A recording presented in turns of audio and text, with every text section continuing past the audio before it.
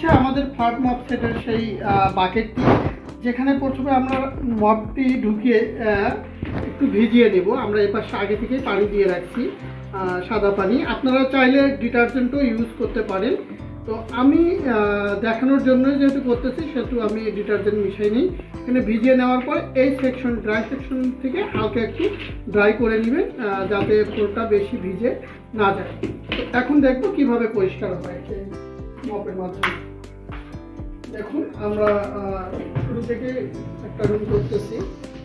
এই যে এভাবে দেখেন একবারে কত দূর জায়গা পর্যন্ত আমরা পরিষ্কার করতে পারতেছি। দেখেন খুব স্মুথ ভাবে, সুন্দর ভাবে পরিষ্কার হচ্ছে। দরজার নিচ দিয়েও চলে যাচ্ছে, যে দরজা আমাকে সরাতেও হলো না, অথচ দরজার নিচটা পরিষ্কার হয়ে গেল।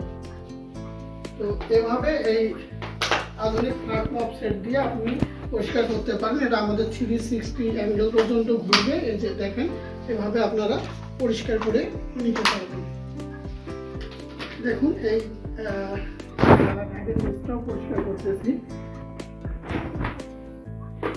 তো এভাবে ফ্ল্যাট মপ ইউজ করে আপনারা সুন্দরভাবে ফ্লোর পরিষ্কার করতে পারবেন মাত্র 3 থেকে 4 মিনিটে। সামনে একটু চা পড়ে রয়েছে, আমরা দেখি চাটা কিভাবে পরিষ্কার করে দেয়। দেখতেছেন যে একদম ক্লিন হয়ে গেল চাটা। আমরা এবার চাটা একটু পরিষ্কার করে নিব, কারণ চা পড়ার পরে এটা নোংরা হয়ে গেছে। নোংরাটা একটু পরিষ্কার করে নিব, নাহলে পুরো ফ্লোরে চলে যাবে নোংরাটা। আমরা একটু পরিষ্কার করে নিচ্ছি, ড্রাই সেকশনে ড্রাই করে নিই। দেখতে পাচ্ছেন আর নোংরা নেই। এখন আমরা ফ্লোরের বাকি অংশটুকু পরিষ্কার করব। দেখতেছেন টেবিলের নিচে, চেয়ারের নিচে আমরা পরিষ্কার করতেছি। এর জন্য কোনো কিছুই সরাতে হলো না আমাদের। তো এই যে খাটের নিচে অল্প একটু ফাঁকা জায়গা রয়েছে, সেটা দিয়েও খাটের নিচটা পরিষ্কার করা গেল।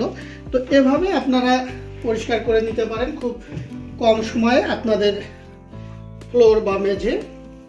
তো পরিষ্কার শেষে আপনারা মপটি আবার পরিষ্কার করে রাখুন সুন্দর করে। দেখুন, এভাবে আপনারা পরিষ্কার করে রাখতে পারেন। পরিষ্কার শেষে এখানে শুকিয়ে যাবেন। তো একটা বিষয় আপনাদেরকে বলে রাখতেছি, আপনাদের মনে হতে পারে যে এক পাশে পানি দিলে তো বাকেটটা একদিকে গড়ে যেতে পারে, পড়ে যেতে পারে, তাই পড়ছে না। কারণটা হচ্ছে এখানে একটা লক রয়েছে, এইদিকে ওজন থাকা সত্ত্বেও এই লকটা আটকে দিচ্ছে, যে কারণে পানিটা পড়বে না। এবার আমরা দেখব পরিষ্কার শেষে নোংরা পানিটি কিভাবে ফেলবে।